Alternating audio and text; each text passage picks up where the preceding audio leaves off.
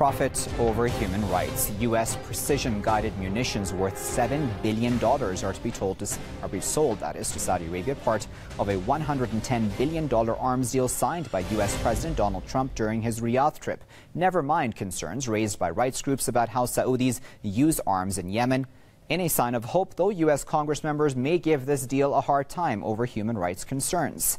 In the shadows, other countries are willing to fill in the gaps by providing their killing machines to Riyadh. Join me, Waqar Rizvi, as we discuss this and more tonight. Saudi Arabia has reportedly struck a $7 billion arms deal with the U.S. to buy precision-guided munitions. Raytheon and Boeing are the two private American firms which would supply the weapons, as part of a $110 billion weapons agreement that was signed during President Donald Trump's visit to Saudi Arabia in May. Trump, who views weapons sales as a way to create jobs in the United States, has announced billions of dollars in arms sales since taking office in January. Arms sales to Saudi Arabia have been increasingly contentious and slammed by international rights groups. The kingdom has been using the weapons in its war against Yemen, which has killed over 13,000 people since March 2015. Experts consider the reported Riyadh-Washington deal as a green light to the Saudis to press ahead with their bellicosity in the region.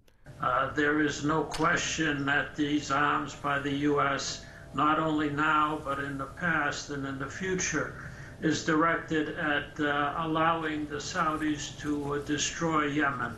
It will allow Washington to retain its influence with Saudi Arabia and will be a weapon through the attacks on Yemen to extend its aggression against Iran, Syria, and other peace-loving countries in the Middle East. What many see as Saudi Arabia's warmongering approach is not limited to Yemen. The kingdom reportedly considered military action against Qatar after it blockaded the small Persian Gulf Sheikhdom along with the UAE, Bahrain, and Egypt in early June. Reports also say Saudi Arabia plotted to provoke Israel to invade Lebanon due to the kingdom's stance against Iran and Lebanese resistance movement Hezbollah after pushing Prime Minister Saad al-Hariri to announce his resignation in Riyadh on November 4th. The kingdom's policies have raised serious concerns that fresh arms sales could convince the Saudis not to give up their warmongering policies in the region. Now, the agreement under which Saudi Arabia will purchase precision-guided munitions from the United States should be endorsed by Congress. In June, Bob Corker, the Republican chairman of the U.S. Senate Foreign Relations Committee, announced that he would block arms sales to Saudi Arabia and some of its regional allies due to the kingdom's regional disputes. It remains to be seen whether Congress will turn a blind eye to calls for halting arms sales to Saudi Arabia or take measures against the agreement. One of our guests for tonight's discussion is investigative journalist Tony Gosling, who is joining us live from Bristol. Tony, as always, thanks very much for joining us. What do you make of this latest $7 billion deal for the Saudis to buy these American precision-guided munitions? Well, we always hear, don't we, how wonderful world trade is and how fantastic it is that new trade agreements have been opened through the World Trade Organization and everything else. The only trouble is, one of the biggest boom growth industries, boom quite literally, is the arms trade. This latest deal, this $7 billion announced today, is only a part of a $110 billion deal that Donald Trump did in May. So it's actually the tip of the iceberg when it comes to the mass of arms which is being sold to the Saudi regime.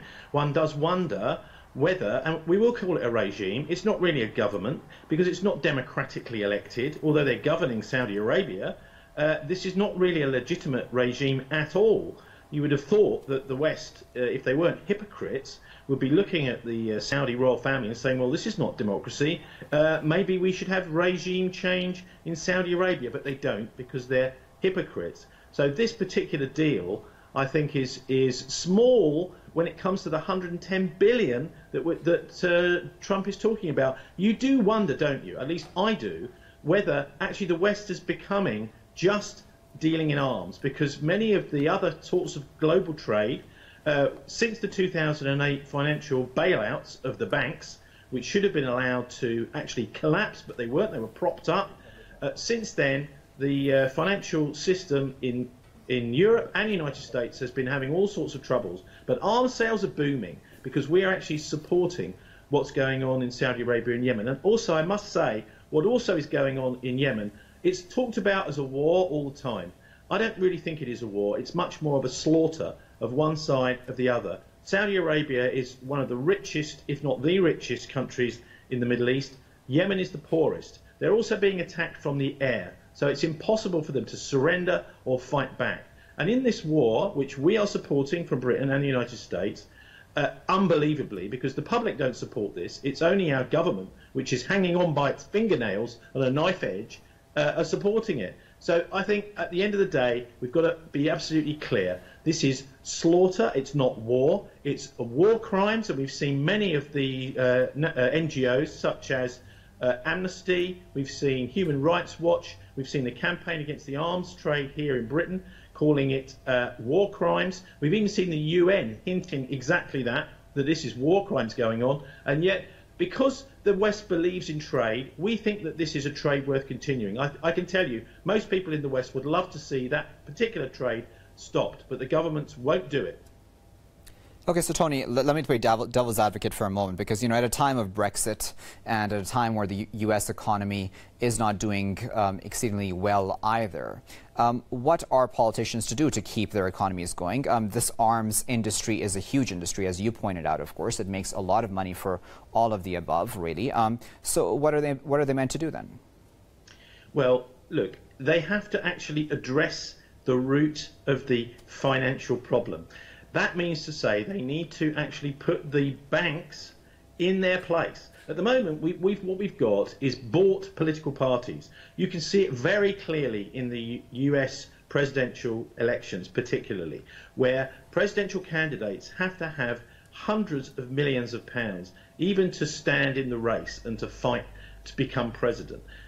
Thankfully, it's not quite so much money here in Britain, but we're finding also that our political parties are backed by people like the investment fund managers, the hedge fund managers, with millions of pounds of donations, often hundreds of thousands. But these donations allow political parties to fight elections. What we should have is political parties funded by the number of votes they can get. And now, this is a fundamental change over here in Britain, but that's what we need. Otherwise, we're just going to have the super rich buying elections time after time after time. And those bankers, the banksters, effectively what we're living under is a kind of feudal system, with the banks taking the role of the medieval barons. Nowadays, they buy elections. They simply buy elections. That's all there is to it. But we need to put them back in their place. And until our political parties actually start to address this, and let's say also the journalists, particularly the mainstream media journalists, begin to address this complete failure of governments to deal with the financial services industry, the powerful banking lobby, then I'm afraid we're not going to have any meaningful democracy over here. And these kinds of arms sales, illegal, many say under international law, will continue. Okay, so Tony, let me put this quote to you that the Saudi ambassador to the United States, in his statement in response when he was asked about this specific deal, about this precision-guided munitions, said, and I'm quoting him now, that Saudi's market selection remains a choice and it is committed to defending its security, end quote. Now, you know, when it comes to this market choice, certainly it's not just the United States and the UK who are willing to sell arms to the Saudi kingdom with its monies. We have Australia, who is now under the spotlight by Amnesty International. Greece is apparently going through some sort of a scandal itself about its sales of arms to Saudi Arabia, as well as even Germany. So again, looking at this as a race, as a means to make money, what are the US and the UK to do then? Look, there has to be some kind of ethical foreign policy. It is absolutely not on for Britain or the United States or anyone else to be supplying arms to regimes which are killing at the sort of rate that the Saudis are. I actually think if you look at Saudi Arabia, it's starting to look like a country and a government that is maybe even in its last throes. We've seen the MBS coup recently, internal coup, getting rid of his political opposition. This kind of regime is not stable. It means that it relies on a handful of people who are right at the top of the apex of power in Saudi Arabia. And if anything happens to them, the whole country could crumble or go into civil war, or what we're seeing is because it's vulnerable with only a few people in power, others may decide, well, I want to get rid of them. Unlike other countries, most other countries which have got a whole political class, Saudi Arabia is starting to look quite fragile.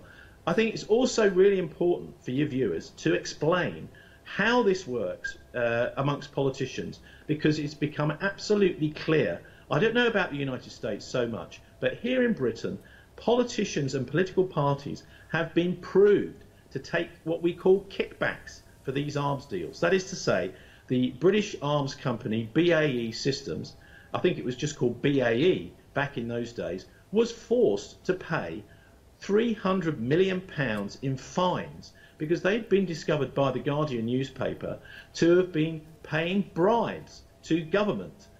So what we're getting there, if you see what's happening there, is that the arms companies are saying, well, if we can make these arms sales, if you allow us and help us, you will personally, and your political party will personally benefit from us, and we will pay money. Now, I'm not just saying that. This was exposed in 2010 by The Guardian, and BAE were forced to pay a fine of £300 million because it was proven that they'd been bribing in order to get these arms sales. The trouble is, this is still going on. It was never actually stopped at the time. And now you've got a government. We didn't in 2010, but now we do have a government who is actually right in bed with the arms industry lobby. They see the arms industry as providing jobs. But actually, I don't really think that those jobs are worth having when what you're doing is propping up undemocratic killing machines. What you're doing basically is you're showing that your country is prepared to back the most violent, fanatic despots in the world. That doesn't do anything for your international credibility as a democracy whatsoever. Okay, let's add another voice to this conversation. We're also joined up by Mr. William Morris, who's joining us live from London. He is the Secretary General of the Next Century Foundation. Mr. Morris, thanks for joining us for tonight's discussion. Thank you. What do you make of this $7 billion deal of precision-guided munitions for the Saudis? Well, of course, everybody's buying and selling arms, and it's a bit distressing to see more of the same. But that said, I mean, the whole world is in the same game. Iran itself has brought major defense systems from Russia and supplies weapons to Hezbollah. So all the countries of the world are in the same armaments game. It's depressing. It's the way it is. And no doubt this big deal, which is actually part of, as we all know, part of an earlier deal negotiated by Trump, is part of the same scene. I wish we weren't part of a world in which everybody proliferated arms on this scale. It's atrocious, really. But Mr. Morris, to be fair, though, Iran's spending on military is peanuts compared to the likes of the Saudis or even the Americans and others, isn't it? Well, in 2012, you passed a law through Parliament permitting the arms, or at least the military budget, to go up to 10% of your budget in Iran. So it's significant. It's a significant proportion of Iran's spending. There are reasons for that. Iran, of course, has to stand for its own corner, but it is not just a country that is defending itself. It is also engaged in international projects in Syria, Iraq, and of course, and helps Hezbollah in Lebanon.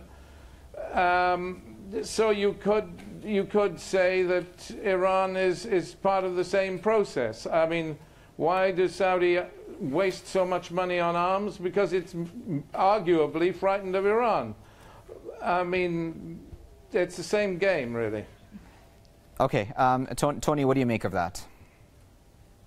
You know, ask Mr. Morris if he thinks what's happening in Yemen is acceptable. What we've seen is 13,000 now dead in the last 2.5 years. The greatest cholera outbreak since medieval times. Can I just repeat that? The greatest cholera outbreak since medieval times, enforced by this attack by the most powerful, richest country, arguably, in the Middle East, against the poorest. UNESCO heritage sites smashed to pieces. This is the sort of thing that ISIS was being accused of in Palmyra. And it's the sort of thing that we got in the English Civil War, right, with the Puritans, with Cromwell smashing up parts of churches here.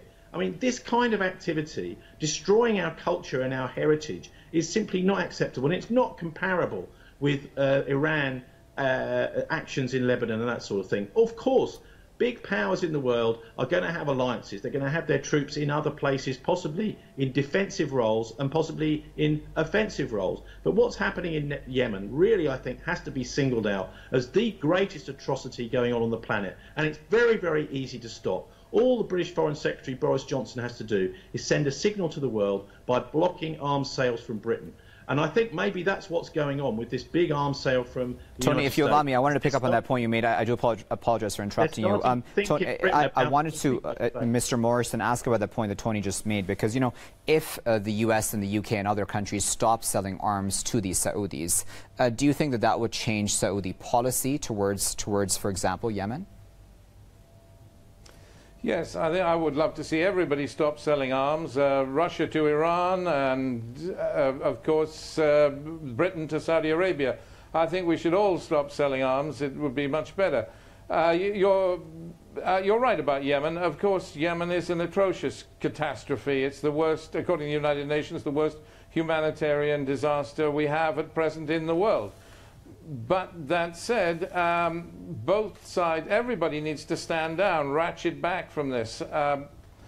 Saudi Arabia adventurism in Yemen is arguably part of this same Sunni Shiite war that's going on, or proxy war that's going on right across the Middle East, from Bahrain through Iraq, through Lebanon and Syria, and now poor Yemen.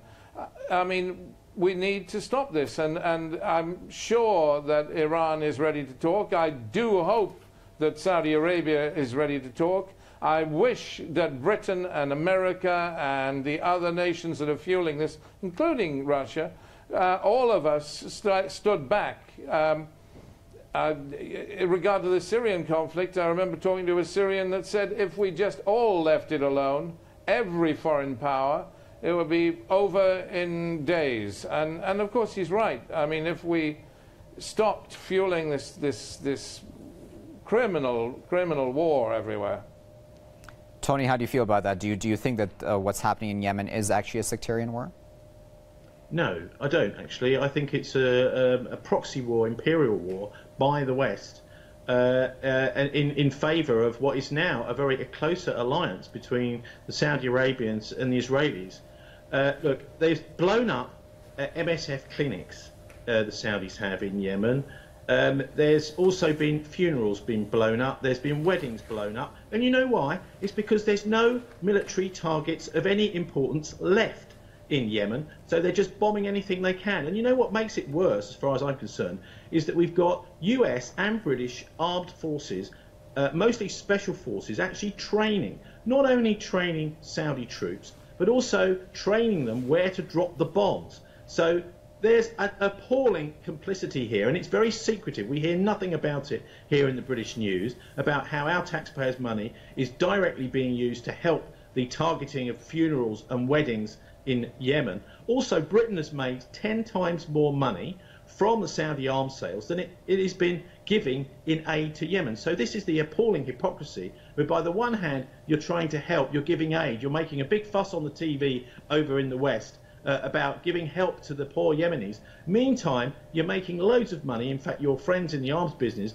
are making far more, 10 times more money in selling arms to perpetuate that suffering. So it's a total and utter hypocrisy, which I'm ashamed to say is not being properly dissembled by by journalists and the press anywhere properly in the West. Okay, so Mr. Morris, Tony then made a good point, because Amnesty International, and as you well know, Mr. Morris, and other human rights groups have evidence and have released reports about the fact that US-made weapons have been used by the Saudis on residential areas. What do you think of that? I think it's terrible, and we've seen it everywhere. Look at the campaign to drive Daesh out of Mosul. I mean, one bomb killed, to take out 2 snipers on the roof, killed 200 civilians. I mean, and of course this is happening all over the world. It's atrocious. It's despicable. We must all take more care in war not to see so much collateral damage.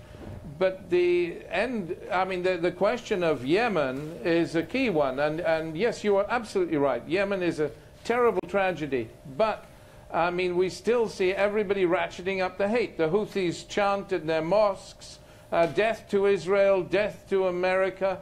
And then we had that massive rocket aimed at Saudi Arabia that nearly hit downtown Riyadh. It was a huge thing. I mean, I saw the thing blasted off on YouTube. A staggering rocket. This was claimed to be Iranian. I mean, I don't know whether it is or was or what, but Mr. Morris, because we're quickly running out of time, I wanted to just get this final comment from you, Mr. Morris, before moving on to Tony. Don't the Yemenis have the right to defend themselves? They see, obviously, the Saudis invading their country. They can defend themselves. They can retaliate, can't they? Yes, of course they can. Of course they can. And everybody has the right to self-defense. But firing a large rocket at a civilian area, and it was a very large rocket indeed, must do nothing but ratchet up this horrible war. I'm not excusing Saudi Arabia for one moment. I think every nation involved, including Britain, has a lot to answer for. But anyway.